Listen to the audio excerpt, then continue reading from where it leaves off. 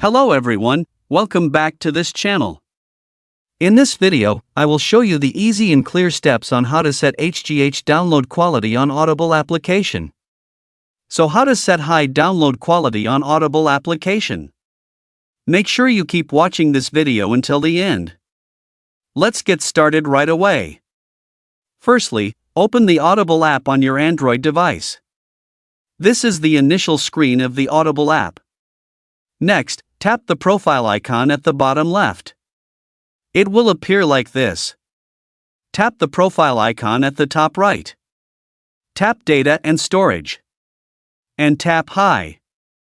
So that's it, tutorial how to set high download quality on Audible application.